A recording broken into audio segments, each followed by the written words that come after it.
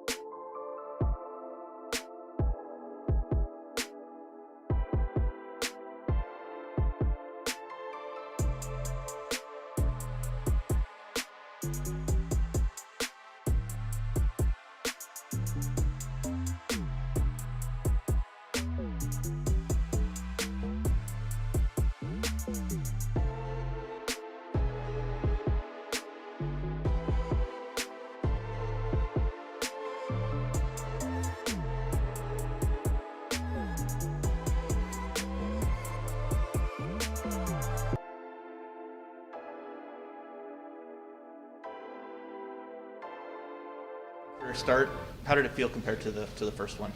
Felt much better on this one. I felt more like I just played my game. I just went out there, just did what I normally do. It also felt good being able to get games before I play. So yeah, I felt much better. Obviously, you kept your team in the game for large stretches. Obviously, the third one's probably one you want to have back. Can you maybe explain what happened there?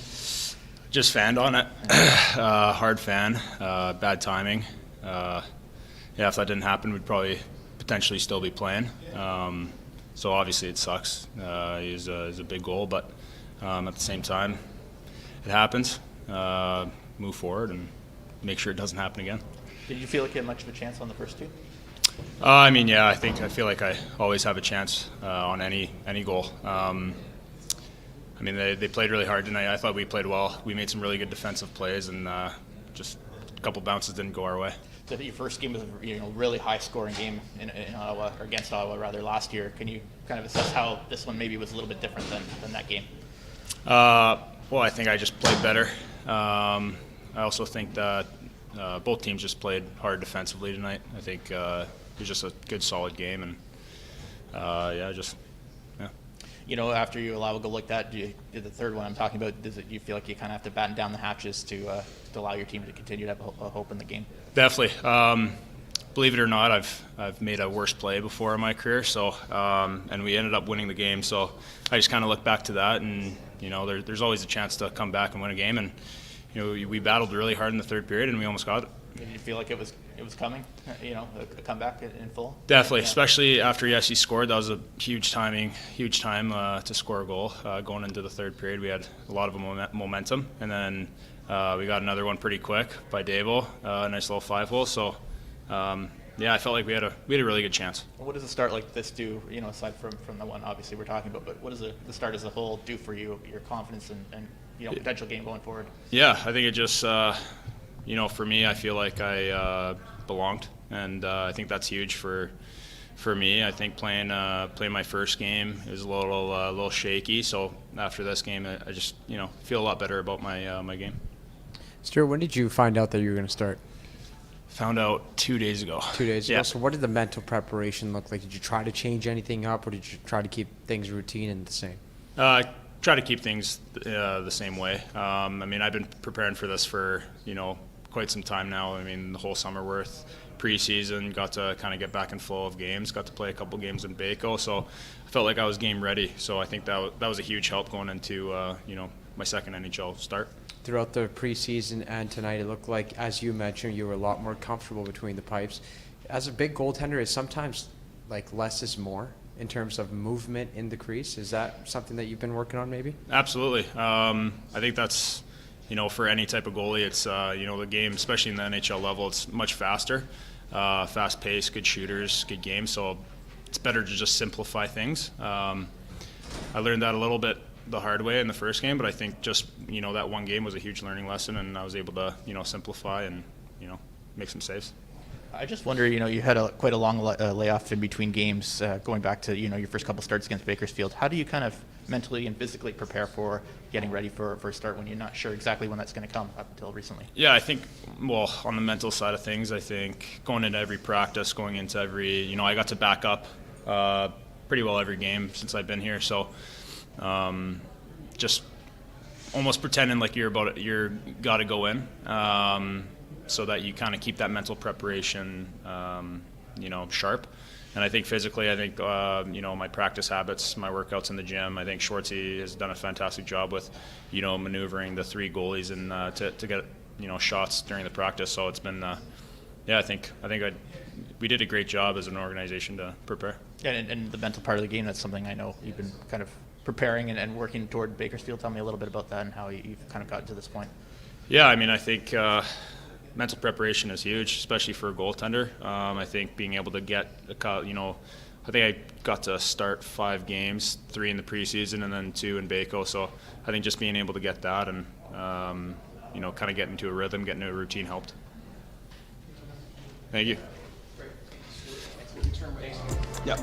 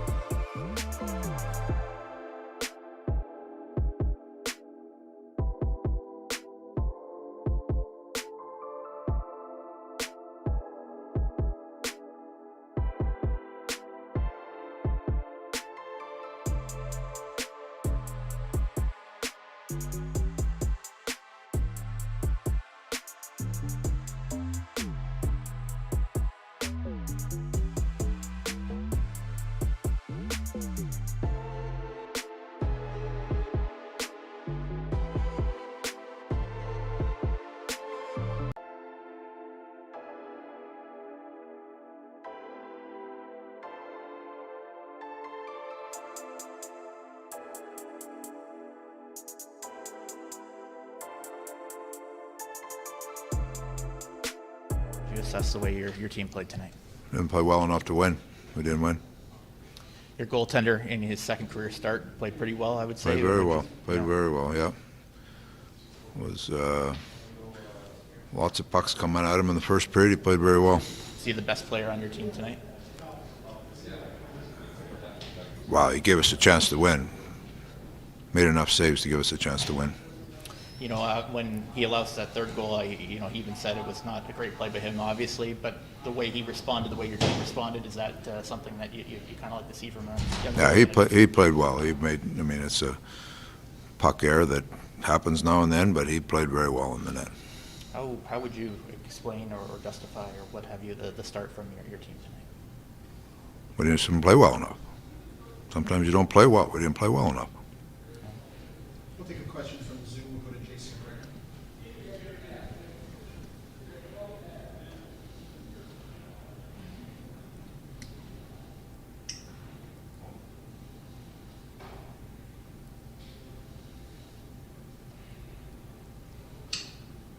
Hello? Okay, there you go. Hey, Dave, you mentioned you didn't play well. Was it simply just a lack of energy? Was it an execution? What specifically did you think was maybe lacking tonight in the first 40 minutes anyway that you didn't really have earlier in the season? You just named it all right there. You just answered your own question. not enough urgency, not enough execution. They came out and played a desperate first period, and we didn't match that level, and we got behind. And do you have an update on Zach? No, not yet. I haven't talked to the trainers yet. Okay, we'll go to Jim Matheson.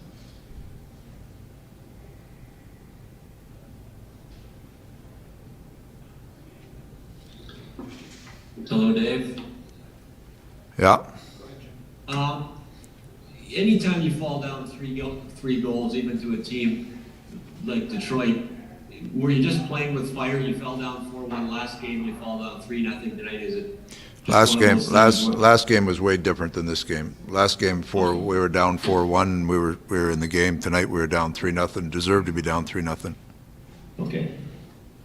Good. Thank you. Okay, we'll go to Mark Specker. Yeah, Dave, when you lose, I'd like to just ask you about Zach. He gets a chance on the second line. He's been playing pretty well. He had bad injuries last year. He's been playing real well. Disappointed to see him go out early. What does that do to your whole lineup when you lose that?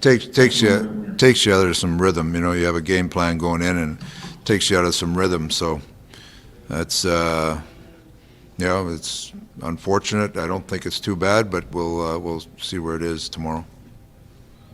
And do you?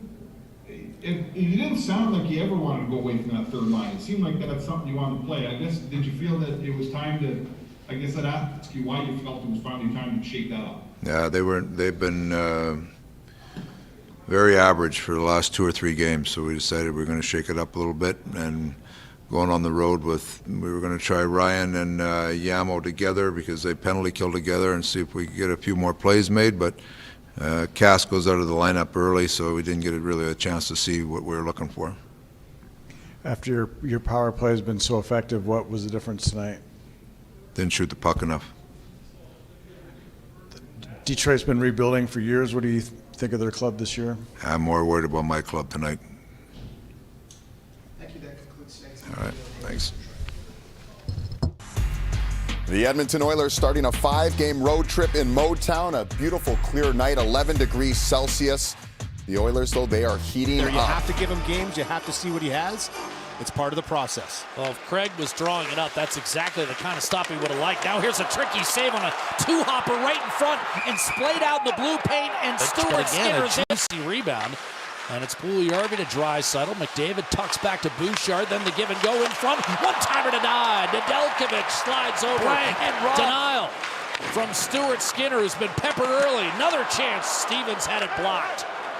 Rebound to Roenick. Centering pass. One-timer, a second chance. And Skinner stops both and squeezes it short side. Eventually able to get on top of it with a block pass. Stewart's in traffic, and then Bertuzzi lunged, tried to keep it alive. Yamamoto took it away. Left wing, it's McDavid with Lindstrom back. Drop pass in front. Yamamoto unable to tuck it home. Draisaitl grew up in nearby Cleveland. Only a couple hours drive from Detroit. Cuckoo coughed it up, and Detroit's got numbers coming the other way. Gagne ahead for Nemestikov to the net. Shoots and scores.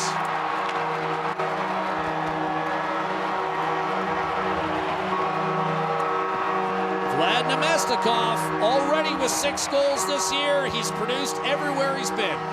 Now, you mentioned him earlier on. He's one of those players, you give him an inch, he'll take a mile. Never has been afraid to drive the puck to the net. Slater Cuckoo goes down here, tries to make a little play. It gets turned over. It's a 2-on-1. Derek Ryan does a great job to come back through the middle and make this a 2-on-2 the best that he can. He's taking Gagne away, and you'll see Tyson Barrie just goes down, and the patience of Nemestikov just to hold on to this puck. This is a terrific move. For Barrie, it's a one-on-one. He can stand his ground, but he goes down to try and take it away. And Nemestikov just walks around, then tucks it far side on Stuart Skinner for a 1-0 lead. Lewis 2 years ago. Career to some degree derailed by a couple of major knee injuries. Here's Zadina, Suter, Fabry in tight. A backhander stopped by Skinner. He's there to pounce on it and take it away. For Edmonton, they can take a little page there, get some pucks to the net. Fabry trying to beat Barrie. A quick shot handcuffs Skinner, but he's able to eat it. And of course, all those years under Lidstrom and Yzerman and Zetterberg. Shot from the point. Moving in is Adam Ernie. Shadowed by Bouchard. Detroit a 1-0 lead as we come up on 13 to play in the second. Shot by Roenick. Redirected, scored! Nemestikov takes advantage of a friendly bounce. He's got both Detroit goals tonight. Wings by a deuce. Pressure in front, have that presence, a shot. And for Nemestikov, he's right there on the doorstep, gets good positioning in front of young Stuart Skinner and just stands his ground. Just funneled to the blue paints, an aggressive forecheck by Ernie. And this puck eventually comes back to the blue line. Hronek just throws that there. It was tipped once en route, knocked down, handled by Stuart Skinner, but the rebound right to Nemestikov for his second of the game. You'll watch this right here. I believe it's tipped by Rasmussen right there in the high slot, drives it down into the pads of Skinner, and bang, Nemestikov buries it. Nurse will bring it back through the middle. Turned it over. Fabry, Suter, denied by Skinner. Stayed in position. He went nowhere, Louis. Didn't commit. And Derek Ryan out on that shift there, and they stretched up the ice immediately, and real aggressive up the ice forechecking by the Detroit Red Wings have turned pucks over, but that quick pass up the ice, Perlini with a real good chance. Skinner misplay, a tap in. Dylan Larkin, the captain for the Wings. A gift. And it's 3-0 Detroit.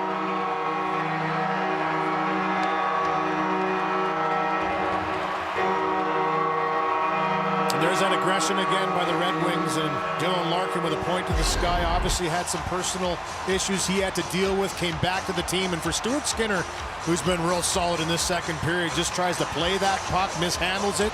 And Dylan Larkin, again, it's the pressure. They're right there on the doorstep. They're forcing plays a little quicker than you want to make him. He pounces on this loose puck, gets a gift as this one pops out. Little lift to the stick at the last second as Skinner thought he was going to be able to play it, but Larkin was right there to pounce on that one and tuck it home. This is where you've got to take advantage of having the league's best power play against the team a little fragile. Here's McDavid, walks in, chips it, save made. Nedeljkovic, and the rebound as well on Puljujarvi. And Detroit's able to stay in their position until they're able to pounce and down the ice. McDavid, one touch and a save on Nurse, and that was rebounded from. Neither Yamamoto nor Hyman could clear, and it's Rasmussen the other way, 2-on-1, fresh out of the box, a shot stopped by Skinner. Keeping it 3-0. Centering pass, what a save he just made on Fabry. Larkin over to the Kaiser, tried to center that one off a skate, and now here comes Jesse Puljujarvi with open ice in front of him. In on net, wrist shot, score! Exactly what Edmonton needed to get right back in the game. Puljujarvi buries his sixth.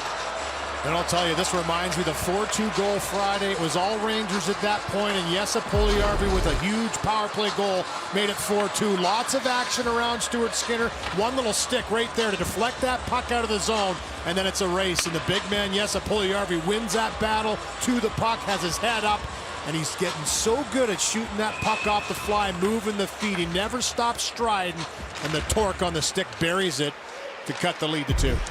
We're just down 2 after 2. Here's McDavid in front. Quick shot and a save. Nedeljkovic into his own net by Bouchard. Skinner held sway, however, and Nurse will sneak down the right-hand side. Hit McDavid. Shot, score! And Edmonton crawls within 3-2. The captain, Connor McDavid, with his ninth. And the Oilers are inching closer. Yeah, are they ever? And what a great drive up the ice by Darnell Nurse. When a team wants to stand still in the neutral zone, get your feet moving, take the ice they're going to give you. He blows by the forward, makes a beautiful backhand pass to a streaky McDavid. Once in speed, you're not going to catch him here. One move to the outside around Hronek, and he picks that far side right there and buries it for the second goal of the Oilers. It's only a 1-goal lead now for Detroit. Very driving down the middle. Tyler Bertuzzi in front, and Raymond denied.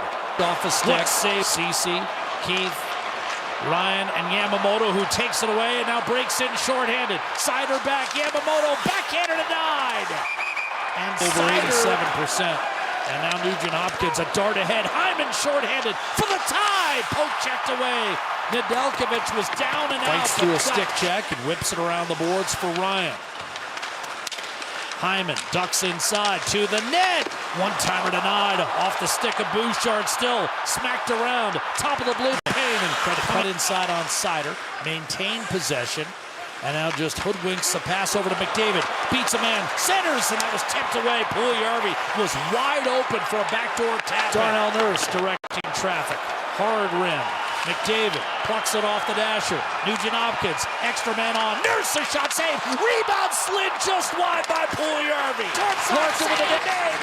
Nedeljkovic, loose, wild pile shot. McDavid blocked. Leddy high up off glass. Back to center. Picked up Rasmussen. Net empty. Dishes off. Fired and scored by Seider. With 5 seconds to go, the Wings are going to hang on.